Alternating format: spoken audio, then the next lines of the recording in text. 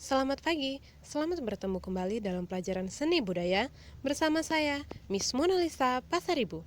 Kali ini kita akan belajar mengenai berkarya seni rupa 2 dimensi dan 3 dimensi dengan memodifikasi objek. Sebelumnya kalian sudah belajar mengenai seni rupa 2 dimensi dan seni rupa 3 dimensi beserta contoh-contoh dari seni rupa 2 dimensi dan 3 dimensi. Namun kali ini kita akan belajar memodifikasi objek dari seni rupa 2 dimensi dan 3 dimensi. Sebelum kita melanjut pembahasan kita perlu mengetahui apa sih yang dimaksud dengan modifikasi. Modifikasi dalam KBBI berarti pengubahan. Secara umum, modifikasi dapat diartikan sebagai cara merubah bentuk sebuah barang dari yang kurang menarik menjadi lebih menarik tanpa menghilangkan fungsi aslinya serta menampilkan bentuk yang lebih bagus dari aslinya.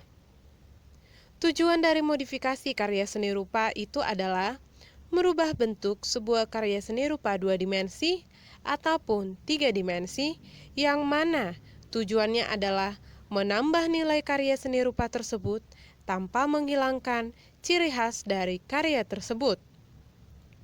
Baiklah, mari kita masuk ke dalam berkarya seni rupa 2 dimensi dengan memodifikasi objek.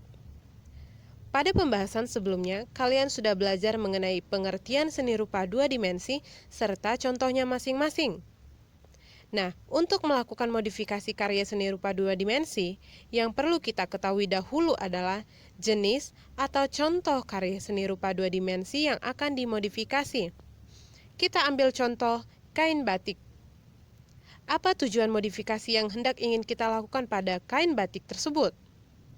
Ada menciptakan desain batik yang baru, ataupun sebagai aktivitas perancangan reka bentuk, letak, warna, dibuat untuk memenuhi kebutuhan masyarakat akan benda tekstil yang indah dan fungsional.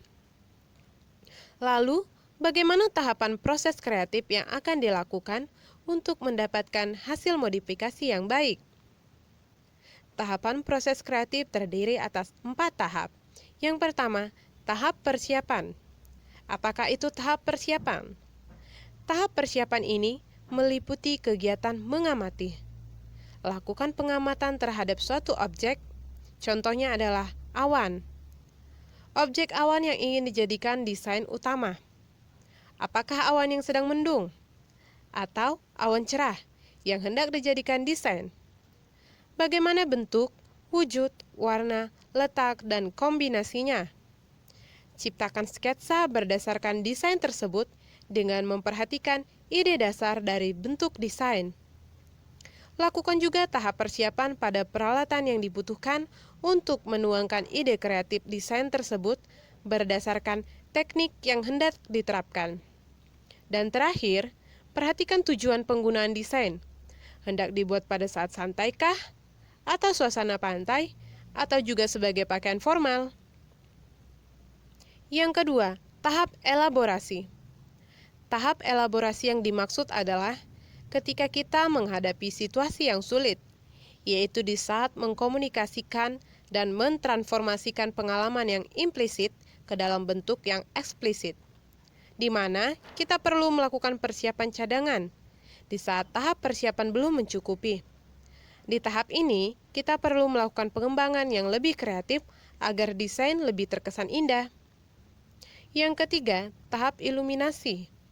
Tahap ini merupakan tahap di mana kita menuangkan hasil inspirasi baru yang kita dapatkan dari tahap sebelumnya.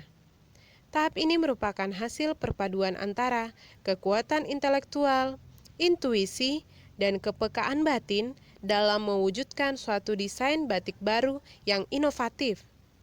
Tahap ini biasa disebut juga dengan ilham, karena datang dengan tiba-tiba. Yang keempat, tahap verifikasi. Tahap ini dikatakan sebagai pengujian proses penjabaran ide desain menjadi karya desain secara terperinci. Tahap ini di mana merujuk pada kita bekerja berdasarkan pendapat, rujukan, dan petikan dari para ahli. Di tahap inilah kita menghasilkan pengalaman kreatif yang mengesankan. Kita menguji dan meninjau kembali hasil penciptaan desain yang kita lakukan. Nah, itu dia. Tadi berkarya seni rupa 2 dimensi. Sekarang kita masuk ke dalam pembahasan berkarya seni rupa 3 dimensi dengan memodifikasi objek.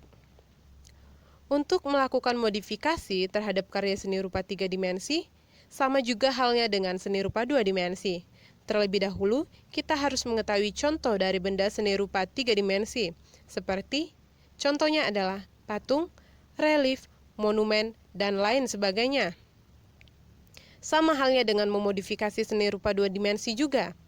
Memodifikasi objek seni rupa 3 dimensi berarti mencipta berdasarkan bentuk objek tertentu, baik sifat alamiahnya, yaitu dikatakan sebagai ciptaan Tuhan, maupun yang sifatnya objek buatan atau ciptaan manusia, baik objek makhluk hidup maupun objek benda mati.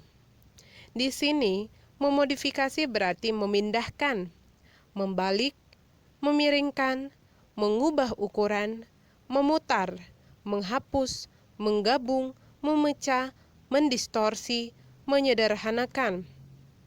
Nah, untuk lebih singkatnya, tahap dalam melaksanakan modifikasi karya seni rupa 3 dimensi adalah memilih objek yang hendak dimodifikasi. Contohnya adalah patung. Modifikasilah gagasan, bentuk, bahan baku, dan teknik artistik proses kreasinya.